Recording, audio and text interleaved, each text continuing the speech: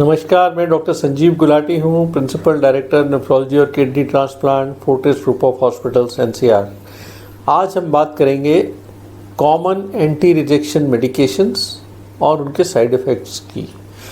तो जब आपका किडनी ट्रांसप्लांट होता है तो आपको जो किडनी लगती है एक दूसरे इंसान से लगती है, और अनलेस वो आपका आइडेंटिकल ट्विन हो, आपके जीन्स यूजुअली अलग होते हैं। भाई बहनों में, माता पिता में भी जो मैच होता है या 0% होता है, 25% होता है या 50% होता है।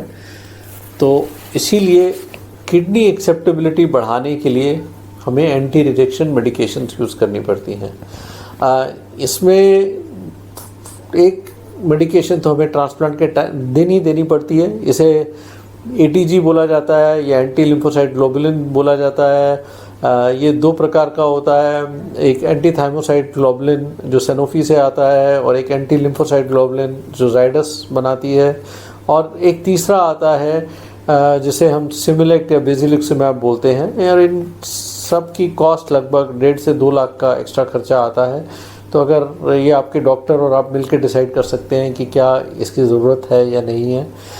इनके फ़ायदे ये होते हैं कि रिजेक्शन रिस्क कम होता है। नुकसान होता है, एक तो कॉस्ट ज़्यादा होती है, लेकिन लॉन्ग टर्म में जाके इन्फेक्शंस का रिस्क बढ़ता है और कुछ कैंसर्स का रिस्क भी बढ़ता है। इसलिए अप फ्रंट ये ज़रूर डिस्कस करें कि क्या इसकी ज़रूरत है या नहीं है। सेकेंड ग्रुप ऑफ ड्रग्स जो हम बोलते हैं, वो 3 ड्रग्स हम हर एक ट्रांसप्लांट पेशेंट में यूज़ करते हैं, जिसमें नंबर 1 होता है स्टेरॉइड्स, नंबर 2 होता है टेक्रोलिमस और नंबर 3 होता है माइकोफेनलेट। ये आजकल स्टेरॉइड फ्री किडनी ट्रांसप्लांट्स भी कर सकते हैं और इसके भी एडवांटेजेस और डिसएडवांटेजेस आप अपने डॉक्टर से डिस्कस कर सकते हैं। स्टेरॉइड्स बहुत ही इम्पॉर्टेंट ड्रग्स हैं।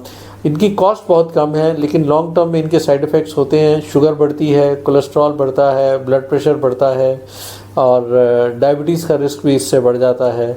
बोन्स आपकी वीक हो जाती हैं, आइज़ में कैटरैक्ट होता है, और हम इनिशियली हाई डोज यूज़ करते हैं और बाद में डोज कम कर देते हैं। लेकिन हाँ, ये एक स्टैंडर्ड इम्यूनोसप्रेसिव प्रोटोकॉल का रिस्क एक पार्ट है। नंबर 2 पे जो दवाई आती है टेक्रोलिमस, इस पर मैं पहले भी एक वीडियो अलग से बना चुका हूँ। टेक्रोलिमस और साइक्लोस्पोरिन, इन दोनों में से हम एक ड्रग यूज़ करते हैं। इसे हम कैल्सिन्यूरिन इनहिबिटर्स बोलते हैं। इन दोनों में भी जो बेटर ड्रग है वो टेक्रोलिमस है। उससे जो रिजेक्शन का रिस्क है सबसे कम रहता है।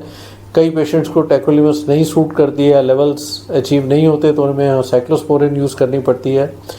दोनों ड्रग्स में हमें ड्रग लेवल मॉनिटरिंग करनी चाहिए और दोनों के साइड इफ़ेक्ट्स होते हैं। टेक्रोलिमस से आपका ब्लड शुगर बढ़ता है, कुछ लोगों को डायबिटीज़ हो जाती है, ब्लड प्रेशर भी बढ़ सकता है, कोलेस्ट्रॉल लेवल बढ़ता है। अगर टेक्रोलिमस लेवल बहुत हाई चले जाए तो आपका क्रिएटिनिन बढ़ सकता है, जिसे टेक्रोलिमस टॉक्सिसिटी बोला जाता है। इसी तरह साइक्लोस्पोरिन एक अलग ड्रग है। इसके साइड इफ़ेक्ट्स में शुगर तो नहीं इससे बढ़ती जैसे टेक्रोलिमस से बढ़ती है, लेकिन इससे बीपी भी बढ़ सकता है, कोलेस्ट्रॉल बढ़ता है और साथ साथ थोड़ा सा बाल ज़्यादा आते हैं, थोड़ा फेस डिसफिगरमेंट होता है, कॉस्मेटिक साइड इफ़ेक्ट्स बोले जाते हैं। इसीलिए बाय एंड लार्ज क्योंकि टेक्रोलिमस का रिजेक्शन रेट भी कम है टेक्रोलिमस से, तो ज़्यादातर मोर देन 95% पेशेंट्स टेक्रोलिमस पे ही हैं। तीसरी ग्रुप ऑफ ड्रग्स हैं माइकोफेनलेट या एज़ाथैप्रिन। शुरुआत में ज़्यादातर माइकोफेनलेट यूज़ करते हैं क्योंकि रिजेक्शन इससे सबसे अच्छा रिस्क कम रहता है, और बाद में हम कुछ सालों बाद कोशिश करते हैं पेशेंट्स को एज़ाथैप्रिन पे स्विच करने के लिए। अगर कॉस्ट कम है तो डायरेक्टली एज़ाथैप्रिन पे भी जा सकते हैं इंस्टेड ऑफ माइकोफेनलेट, और ये आप डॉक्टर से डिस्कस करेंगे। माइकोफेनलेट से कई बार डायरिया होता है जो कॉमन साइड इफ़ेक्ट है, थोड़ा गैस्ट्रोइंटेस्टाइनल डिस्टर्बेंसेस हो सकती हैं, खाने में इन्फेक्शन का रिस्क बढ़ता है, नोटेबली CMV इन्फेक्शन का रिस्क इससे ज़्यादा देखा गया है, और हीमोग्लोबिन थोड़ा कम रहता है। But by and large it is a very well tolerated drug. थोड़ी कॉस्ट एज़ाथैप्रिन से ज़्यादा है बट इफ़ेक्ट भी ज़्यादा है। चौथे नंबर पे जो दवाई मैं बताऊंगा वो सिरोलिमस या एवरलिमस है। These are also